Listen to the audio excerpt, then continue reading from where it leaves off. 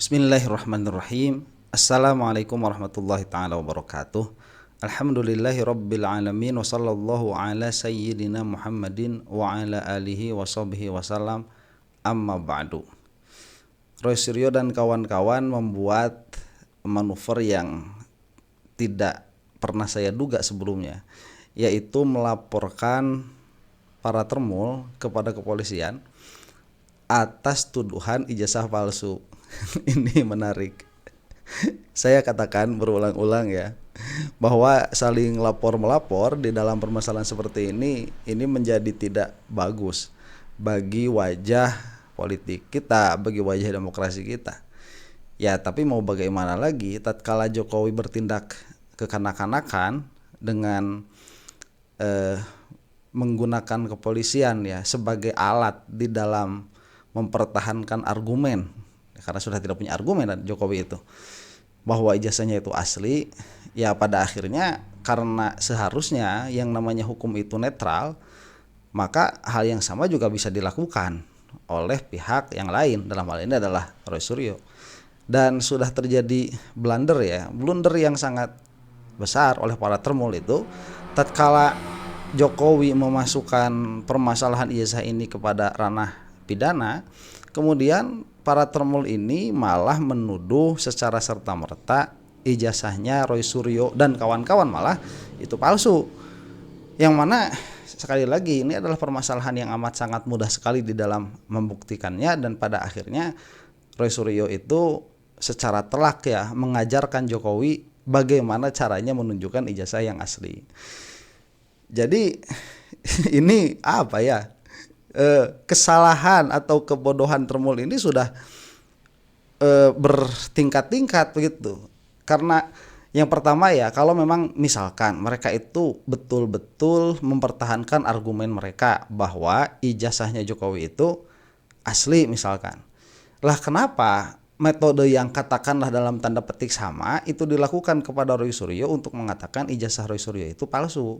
Padahal kalau misalkan mereka itu memakai atau melakukan penelitian lah katakan begitu yang menghasilkan kesimpulan bahwa ijazah Roy Suryo itu palsu, maka ijazah Jokowi itu akan lebih palsu lagi karena metodologi yang dipakai oleh Roy Suryo itu lebih kredibel, lebih ilmiah. Dan kalau yang dilakukan argumennya begitu ya, kalau yang dilakukan oleh Roy Suryo dan kawan-kawan itu adalah sebuah perbuatan pidana, kenapa mereka kok ikut-ikutan melakukan perbuatan yang sama? Nah inilah makanya yang sehat dan yang konsisten di dalam berpikir itu ya, karena pada akhirnya manusia itu adalah makhluk yang berpikir, yang beranalisa, yang mana kalau tidak konsisten bisa menjadi bumerang bagi wajah sendiri begitu. Jangan sampai seperti itu. Nah, mudah-mudahan yang menonton channel ini cukup cerdas lah ya untuk tidak masuk ke dalam kesalahan berpikir jenis apapun itu. Nah, kita akan saksikan sekarang bagaimana Roy Suryo ini pada akhirnya melaporkan para termul sekali lagi karena mengatakan bahwa ijazahnya itu palsu, dan nanti kita akan lihat juga kalau ada cukup waktunya video dari Firdaus Owiwobo ya, yang mana dia itu merupakan masih keluarganya Jokowi yang mungkin kalau sekarang ini sudah menjadi ujung tombaknya para termul ini ya, karena kedekatannya dengan Jokowi itu. Makanya kita tidak melihat yang bersangkutan ini warawiri ke Solo ya, karena memang keluarganya ini siapanya Paman Usman itu ya. Jadi paman kita semua tuh Pak Usman itu. Kita saksikan apa yang dilakukan oleh Roy Suryo di sini. Jadi intinya begini ya, pada hari Senin kemarin saya datang ke SPKT, Sentra Pelayanan Kepolisian Terpadu ya, untuk membuat atau membuka laporan polisi, dan sudah keluar STTLB-nya /B /114 /1 /2026 /SPKT Polda Metro Jaya, laporan saya ya. Saya dengan mohon maaf harus saya tutup beberapa yang sifatnya krusial, bukan apa-apa karena saya menghormati privasi saja. Okay. Dan saya telah melaporkan 7 orang. 7 orang itu ada rincinya, tapi yang dalam laporan ini memang disebut dan kawan-kawan. Ya, tapi dan kawan-kawannya pihak penyidik sudah mendapatkan karena kami sudah menyerahkan laporan berupa detail intinya seperti ini, lengkap dengan ada penjelasan di dalamnya tentang orang-orangnya, tentang buktinya, screen capture-nya, linknya, bahkan juga transkripnya sudah kita berikan semuanya. Oke, ini harus dicatat ya, karena nanti ini dipermasalahkan tuh sama si Firdaus Oiwobo, permasalahan nama dan kawan-kawan ini. Padahal yang dilaporkan oleh Roy Suryo itu orang, kemudian ada kawan-kawan karena menghormati privasi, dan itu sudah ada detailnya, itu harus dilihat. Dan kepolisian ini menjadi ujian integritasnya kepolisian nih, sampai mana kepolisian itu di dalam menegakkan hukum tanpa tebang pilih. Ini jadi ujian dan akan kita lihat bagaimana respon mereka itu. Petunjuk dan buktinya ada. Jadi kenapa kita melaporkan pasal 433 ayat 2 dan 434 ayat 1 di KUHP yang baru? Karena itu yang terkait langsung dengan peristiwa yang saya alami. Jadi ini merupakan satu spin yang luar biasa jahat ya, gitu. Karena penelitian yang kami lakukan bertiga awalnya dan didukung oleh teman-teman yang lain dari tim akademisi dan juga dari TPUA dan juga tim aktivis adalah tentang dugaan ijazah palsu yang dimiliki oleh Presiden ke-7 Indonesia Joko Widodo, yang kesimpulannya adalah 99,9% palsu. Dan dengan enaknya para pendukung Joko Widodo itu kemudian membalik begitu saja, mengatakan ijazah saya palsu. Ada yang mengatakan ijazah S1 saya palsu, ada yang mengatakan ijazah S2 dan S3-nya juga palsu. Dan nanti saya akan tunjukkan kepada teman-teman semua, ya, kalau Jokowi itu dulu mau bersifat negarawan dan mau terbuka, tunjukkan saja ijazahnya, selesai. Orang bisa lihat, bisa menguji ijazah itu benar apa enggak. Mau tanyakan ke Universitas Gadjah Mada, mau tanyakan ke Universitas Negeri Jakarta, silahkan. Ya, nanti di bagian akhir saya tunjukkan. Sebentar, cuman ya kalau Jokowi untuk menunjukkan ijazahnya telat ya, karena sudah terlalu banyak kebohongan di dalamnya, dan Jokowi ini sudah menjerumuskan para termu kepada permasalahan pelik seperti ini. Sekarang mereka harus berhadapan dengan hukum, karena kalau kepolisian ini konsisten di dalam di dalam logika mereka akan permasalahan ini, maka yang disebutkan tadi juga ini ya, yang dibawa oleh Roy Suryo itu harus minimalnya harus ditersangkakan juga, minimalnya tuh. Karena nanti kita akan melihat bahwa pembuktian Roy Suryo itu jauh lebih simpel daripada pembuktian yang dilakukan oleh Jokowi. Lah Jokowi saja yang pengennya dibawa ribut seperti itu, Roy Suryo bisa jadi tersangka kok, apalagi orang-orang ini sebetulnya kalau konsisten ya kepolisiannya. Tapi yang jelas, secara lucu, semalam tepatnya dua malam sebelumnya, lawyer kami ya Pak Gafur Sangaji memang sudah menyampaikan ya acara hari ini, dan pada saat itu juga sudah mulai ada yang kelihatan kayak cacing kepanasan, ya gitu, bingung dia, gelisah apa. Dan semalam ada yang lebih gelisah lagi. Semalam di salah satu TV ada yang sudah pakai baju tahanan, ada yang buka kaos dan kaosnya kaos tahanan, calon kali ya, gitu. Dan maka pada hari ini mohon didengarkan baik-baik ya, gitu, tanpa kemudian bersifat mendahului pihak kepolisian. Nama-nama terlapor, inisialnya akan saya sebut. Ya. Inisial yang pertama adalah A. Oke, ini sebentar ya. Nama-namanya nanti tidak akan disebut oleh Roy Suryo, cuman memang hanya menyebutkan inisialnya saja, dan inisialnya juga cuman huruf awal saja. Jadi bagi penonton yang tahu siapa sih kira-kiranya ini orang-orangnya, bisa dituliskan di kolom komentar ya. Karena saya nggak bisa melihat itu siapa saja itu. Satu A. Inisial yang kedua adalah B. Inisial yang ketiga adalah D. Inisial yang keempat adalah F. Inisial yang kelima adalah L. Inisial yang kelima adalah U. Dan inisial yang keenam adalah U.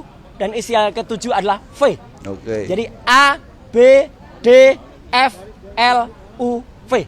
Oke. Itu adalah orang-orang yang kami laporkan, dan ada di dalam detail penjelasan yang sudah ada di dalam laporan kepolisian nomor STTLB _B _114 _2026 SPKT Polda Metro Jaya. Oke. Saya jelaskan lagi. Jadi memang ada dua klaster. Klaster yang pertama, saya dituduh berijazah palsu. Ya. Jadi ijazah saya dari S1 dari UGM ini dituduh palsu. Clear ya, jelas betul. Ini ada legalisasinya. Silakan difoto, silakan dianalisis. Nah, ya kalau ada orang ya, silakan diuji ELA, silakan diuji luminance gradient, silakan diuji apapun. Kalau ini apa ijazahnya. Nah itu ya, coba lihat semudah itu ya menunjukkan. Gak harus pinta dulu ke KPU dan lain sebagainya, sebagaimana Jokowi ribet, kebohongan di belakangnya nampak sekali. Apa kalau sudah semudah ini di dalam menunjukkan begitu ya? Apa ya, tuduhan apa yang bisa kita lontarkan? Nggak ada. Kalau memang mau ya sudah silahkan, kalau mau diuji ya, malah capek-capek kamu sendiri begitu. Ini seharusnya Jokowi seperti ini dulu. Kemudian, artinya bentuk kejujuran. Kemudian ijazah S2 saya dari UGM juga. Ini. Silakan diuji juga. Ini saya magister kesehatan, makanya di belakang saya ada MKes-nya. Kalau tadi gelarnya di depan ada dokter andesnya. Dan saya S3. Kenapa saya perlu jelas S3? S3 inilah saya memutuskan untuk mengundurkan diri dari partai karena saya sekolah menempuh S3 ini. Dan alhamdulillah 4 tahun kemudian saya lulus dari Universitas Negeri Jakarta. Bisa diuji. Ya sini Bang. Ya. Clear ya? Ya. Ya, jadi artinya 1 2 3 S1, S2, S3 ada semua ya. Ada semua dan silahkan kalau ada ya silahkan. Dan kalau ada yang kemudian melakukan itu, mari kita buktikan dia berarti apa? Karena dia sudah menuduh ijazahnya palsu. Gitu ya. Kemudian bla bla bla. Yang kedua yang tadi sudah disebut, saya dituduh melakukan korupsi di proyek Hambalang. Ya. Saya justru mengundurkan diri dari partai itu karena mau sekolah tadi. Dan salah sedikit dari orang di partai itu yang telah memperoleh 5% sebagai kader terbaik partai. Saya kader terbaik dari partai itu tahun 2016. Dan setelah itu saya justru 4 tahun berikutnya saya izin kepada ketua umum waktu itu untuk mengundurkan diri karena saya mau sekolah. Jadi saya memang hubungannya tidak buruk. Saya hubungannya tetap baik. Dan justru karena hubungan baik itu, maka ketika saya dituduh kemudian melakukan korupsi di Hambalang, alhamdulillah justru nanti akan ada saksi yang sangat prinsipal yang mengetahui persis ketika kasus Hambalang itu beliau berada di KPK. Ya, dan itu akan sangat membantu kita dan akan menjelaskan Roy Suryo tidak termasuk dalam lidik dan tidak ada. Nah sebentar, inilah ya orang yang tidak tanpa beban di dalam berbicara mengenai kebenaran begitu. Yang udah ngomong aja, ya emang saya dari Partai Demokrat malah saya mendapatkan penghargaan sebagai kader terbaik, tapi ya kalau dituduh macam-macam, saya juga punya saksi yang mengatakan tidak demikian begitu. Kan selesai, tidak ada stuttering di dalam ngomongnya itu ya. Apa stuttering gitu? Gagap ya, tidak ada gagap di dalam berbicaranya, gak berbelit-belit. Kemudian runutan argumennya itu tidak berantakan. Ini kebenaran seperti ini, clear banget. Udah jelas. Ini makasih ya, ini para termul ini. Di dunia aja udah repot ya. Clear banget. Ya, kenapa saya dibikin videonya? Jadi sebenarnya pasal 32 dan 35 Undang-Undang ITE pun masuk dan nanti akan didalami. Karena saya digambarkan ada di Hambalang, saya digambarkan ada di rombongan yang meneliti itu, dan saya digambarkan terlibat dalam urusan itu. Jadi sekali lagi, tuduhan-tuduhan mereka, kabar bohong dan fitnah adalah telak. Ya. Dan itu masuk semua. Jadi makanya Polda Metro Jaya dengan cepat bisa menerbitkan LP. Karena mereka melihat tuduhan ijazah palsu adalah telak, tuduhan saya terlibat korupsi Hambalang adalah telak, semuanya adalah fitnah dan kabar bohong. Jadi sekali lagi kepada 7 pelaku ya, A, B, D, F, L, U, V siap-siap saja untuk menerima panggilan dari Polda Metro Jaya. Tidak perlu seperti cacing kepanasan, sudah pakai kaos tahanan ya gitu, dan kemudian sudah dan bawa borgol lagi ya gitu, itu kan apa. Dan sekali lagi terima kasih untuk TAAKA ya, di bawah koordinasi Pak Abraham Samad, Pak Petrus Selesu dan Pak Ahmad Kosinudin yang sudah mendampingi, dan ibu-ibu semua juga ada lawyer-lawyer ibu-ibu di sini yang memberikan kami saran. Jadi sekali lagi saya tetap dengan etika, sebelum saya lapor saya minta izin dulu untuk menerbitkan ini. Sekali lagi terima kasih. Wassalamualaikum warahmatullahi wabarakatuh. Waalaikumsalam warahmatullahi wabarakatuh. Nah itu ya, kalau misalkan kepolisian itu konsisten, setidaknya orang-orang yang tadi itu seharusnya diperiksa. Dan kalau mereka masih konsisten setelah diperiksa, harusnya ya dilakukan penyelidikan. Dan kalau konsisten pasti menjadi tersangka itu. Pasti menjadi tersangka. Yang ketujuh tuh, kalau konsisten. Ya, apakah konsistensinya ada? Entah ya. Saya tidak tahu. Saya tidak mengatakan ragu, nggak tahu juga ya, karena dalam permasalahan ini kepolisian juga diobok-obok oleh permasalahan politik pada akhirnya. Jangan lupa ya, Pak SBY juga mantan presiden tuh. Ini tidak akan jadi keruh perkaranya itu. Nah, sekarang kita akan saksikan Firdaus Oyobo si pengacara yang naik meja ya. Entah izin berperkaranya pengacara itu dia masih di pending atau tidak. Cuma kemarin kan terakhir mengajukan ke MK ya kalau tidak salah itu. Kok ke MK sih? Apa ya ke MK ya? Yalah karena ada beberapa permasalahan begitu, saya tidak tahu, lupa lagi permasalahannya dia itu. Cuman sedang diusahakan supaya lawyernya itu kembali ya.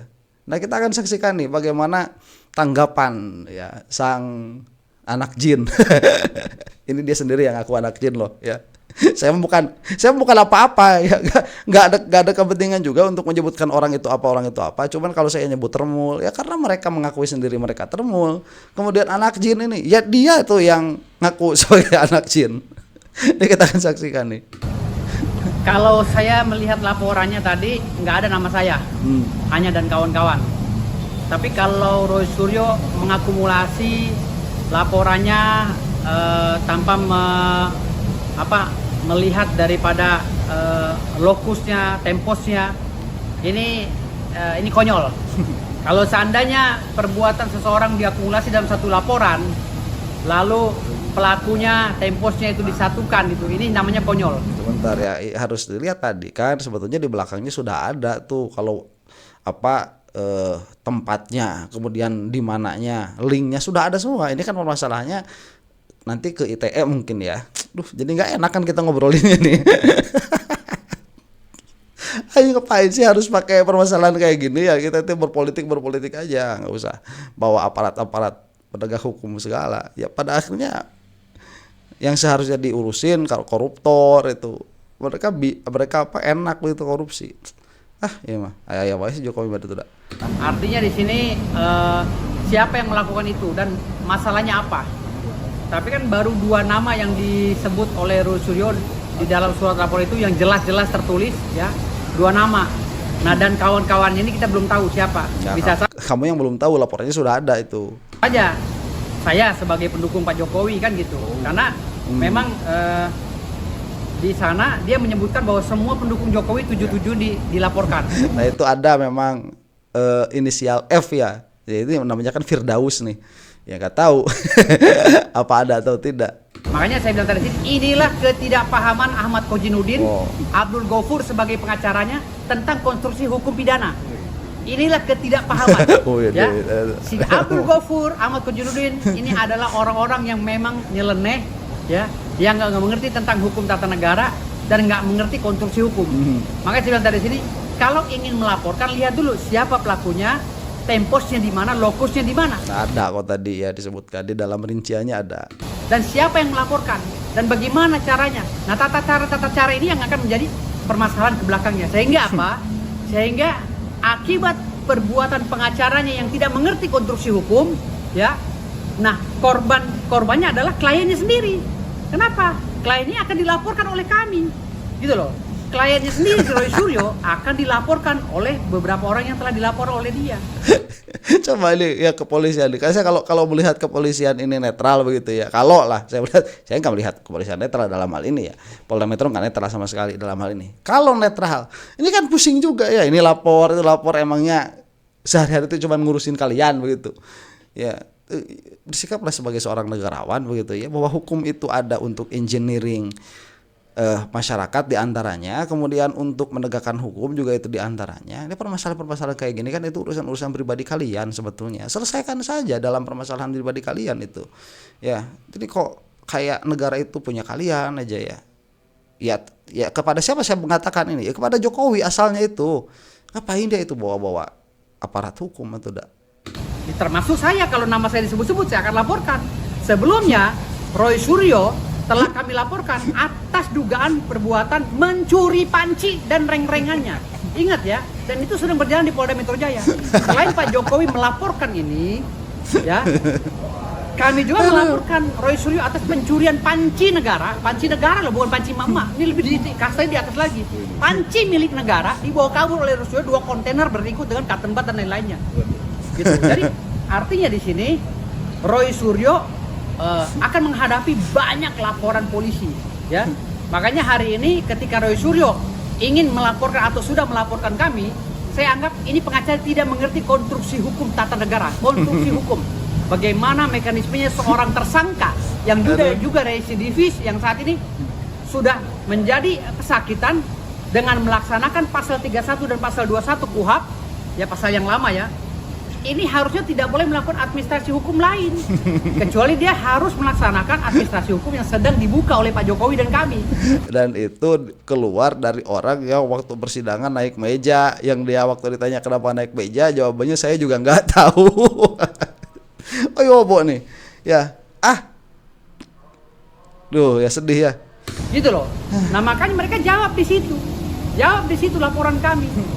Karena apa? Karena Roy Suryo sudah menjadi tersangka. Seorang tersangka tidak boleh melakukan tindakan apapun, apalagi untuk menyerang orang. Karena di dalam pasal 21 KUHP, di dalam pasal 31 KUHP, seorang tersangka yang sekarang menjadi tahanan kota atau sekarang ini menjadi orang yang mendapatkan penangguhan penahanan dari pihak kepolisian, itu tidak boleh melakukan tindakan-tindakan yang akan merugikan orang lain. Gitu loh. Itu dimaksud dalam pasal 21 KUHP, pasal 31 KUHP. Ya tidak termasuk di dalamnya melaporkan, tidak termasuk itu. Kalaupun iya yang disebutkan sama Firdaus Oiwobo ini. Ini kita jadi ngelihat kayak drama artis ya. Kalau dulu kan yang seperti ini tuh artis-artis tuh, ini lapor sana, laporin lagi. Sekarang politisi seperti ini ya. Orang-orang para pendukung Jokowi seperti ini, termasuk Roy Suryo juga pada akhirnya ya harus masuk ke situ. Yang lama ya. Jadi artinya di sini kalau mereka melaporkan pihak dari para kami katakanlah ya, pendukung Jokowi, ini artinya Roy Suryo, CS Ahmad Kojinuddin terutama dan Abdul Ghafur tidak sama sekali mengerti konstruksi hukum tata negara. Makanya mereka perlu belajar lagi. Bahkan mereka Roy nggak terima dibilang ijazahnya palsu sama diduga korupsi Hambalang. Loh, kalau masalah ijazahnya palsu, mungkin ada yang menyebut Roy Suryo tuh ijazahnya palsu, mungkin ya. Tapi kalau saya rasa ajas presumption of innocence, ajas praduga tak bersalah yang mereka ucapkan sesuai dengan amanah pasal yang ada pasal 80 yang ada di dalam Undang-Undang Nomor 48 tahun 2009 tentang kewenangan hakim. Ya apa sih ini? Presumption of innocence itu ya kalau kamu masuk ke dalam permasalahan hukumnya. Lah ini kan ada orang yang merasa dirugikan, sama saja loh. Kenapa itu tidak dikatakan kepada Jokowi ya presumption of innocence? Nggak ada harusnya itu kalau seperti itu nggak bakal ada laporan. Kalau cara memahami seperti itu ya. Kekuasaan hakim. Jadi artinya pasal-pasal tersebut itu ada juga di dalam itu yang mengedepankan ajas presumption of innocence. Jadi kalau seandainya innocent sudah dituduh ijazahnya itu palsu, ya udah tunjukin ijazahnya, gitu loh, tunjukin, gitu kan? Kalau nggak mau tunjuk di media, tunjukin kepada kami, gitu loh. Kalau memang mereka bilang itu ijazahnya palsu. Ya omongin itu sama Jokowi juga ya, siapa kamu Jokowi itu ya berarti ya masih keluarga. Omongin itu sama Jokowi, kalau kamu merasa palsu tunjukkan. Kalau nggak mau tunjukkan di media, tunjukkan kepada Roy Suryo secara pribadi begitu. Apa logika ini dipakai? Kagak dipakai. Tapi kalau saya nggak pernah nyebut itu, saya hanya selalu mengedepankan ajas presumption of innocence. Patut diduga, ya, karena ada seliweran ya, ijazah dan KTP-nya Roy Suryo beda. Itu pernah saya kritisi ya, bukan menghina, kritisi. Lantas kalau ada orang yang bilang memastikan pasti ijazah Roy Suryo palsu, itu saya nggak mengucapkan itu. Takut karena memang hanya orang yang terlalu bodoh ya yang mau menggugat ijazahnya Roy Suryo itu. Terlalu bodoh itu. Itu terang benderang kok. Gimana sih? Tapi kalau saya mengatakan Roy Suryo maling panci, saya mengatakan ya, diduga Roy Suryo maling panci, mencuri panci negara, itu saya mengatakan ya, sekali-kali karena kami sudah melaporkan. Aduh. Jadi ada yang mau disampaikan untuk Roy Suryo, Bang? Kan laporan mereka banyak sekali. Laporan mereka cuma satu, nggak banyak. Tapi orangnya yang banyak, ya, gitu loh. Laporannya cuma satu, orangnya banyak. Tapi locus standingnya, legal standingnya, tempus delictinya, locus delictinya itu tidak dikaji oleh mereka. Makanya ini laporan yang brutal, laporan yang mengada-ngada, laporan yang mencari-cari kesalahan orang sementara dia sudah jadi tersangka. Menurut saya ini hal yang sia-sia. Bang, tapi abang merasa dirugikan nggak sama ada inisial abang di situ? Enggak merugikan. Ini udah resiko saya memperjuangkan hak-haknya, hak politiknya Pak Jokowi dan Mas Gibran atau Pak Prabowo. Ini sudah resiko kami sebagai aktivis, dilaporkan, dipenjara. Saya ini pengacara ribut damo. Saya udah bilang, saya ini ribut boleh, damai boleh. Jadi nggak ada takut-takutnya. Saya nggak pernah mundurin gigi, nggak pernah. Saya gigi 6 terus dari dulu. Melihat gigi 6 itu kalau yang giginya cuma 5 kan reverse ya, mundur. Gigi ke-6 mundur. Aduh. Orang terminal 7 orang ini bang, ya. Iya. Melihat ini apakah ini cuma indikasi untuk memperlambat proses yang sudah masuk tersangka, ya kan, dan sudah katakan Polda mengatakan indetek, ada arah ke situ ya gimana? Dengan laporan ini untuk memperpanjang atau Enggak ada kaitannya, nggak ada kaitan. Jadi Iya. nggak ada kausalitasnya. Jadi artinya masalah dia pertanggungjawaban dia terhadap laporan Pak Jokowi terhadap dirinya yang memfitnah ijazah Jokowi, itu pertanggung jawab dia tetap berjalan. Beda, Nggak iya. ada kaitannya. Oke. Karena saya bilang tadi locus delicti, tempus delicti itu beda. Sama seperti dia melaporkan saya, ini dibikin kayak nasi uduk. Bikin, iya. Ya itu tidak bisa dipastikan juga ya, karena laporannya tadi tebal juga tuh dari Roy Suryo. Apakah Firdaus ini mempelajari laporannya? Kan tidak juga tuh. Itu kan buat kepolisian. Nanti kepolisian saja yang menentukan. Kalau misalkan ditolak kan bisa bikin lagi. Maksudnya masuk dengan proses laporan abang, apakah ini cuma hanya membuat narasi biar berita yang sana, akhirnya berita yang berkembang yang lain bang? Abang melihat itu nggak? Ada indikasi ke situ nggak dengan? Ya kayaknya ada coba-coba untuk framing ya, agar misalnya masyarakat teralihkan isunya, agar kami di pihak maaf ya, saya nggak menyebut nama Pak Jokowi atau Mas Gibran sebenarnya, tapi dia udah nyebut, katanya yang dilaporkan kubu kami gitu, kubu Mas Gibran dan Pak Jokowi. Jadi ya saya sebutnya gitu. Iya, dan kalian itu kan mengaku memang mendukung Jokowi, memang nggak pernah keluar kritik sama sekali. Jadi dia juga keluarganya kok, udah jelas kalau itu mah. Jadi bukan berarti saya mau mengkait-kaitkan Mas Gibran dengan Pak Jokowi, tapi walaupun itu saya tetap siap untuk membela Mas Gibran, ya, Pak Jokowi dan Pak Prabowo. Bang, tapi ada rencana mediasi nggak bang ketemu sama? Nggak ada. Saya jangan kan ngeliat muka Rusia aja enak. Oh, berarti udah nggak ada. Nggak ada mediasi, nggak ada. Saya laporin balik lagi. Apa mau laporin rencana? Saya akan melaporkan Rusia, ada beberapa penghinaan dia terhadap saya juga, pasal yang sama, jadi akan saya laporkan di Polda. Ada. Alat buktinya ada, udah ada. Saya akan laporkan balik. Iya, jadi biar Roy Suryo ini busuk di penjara. Iya.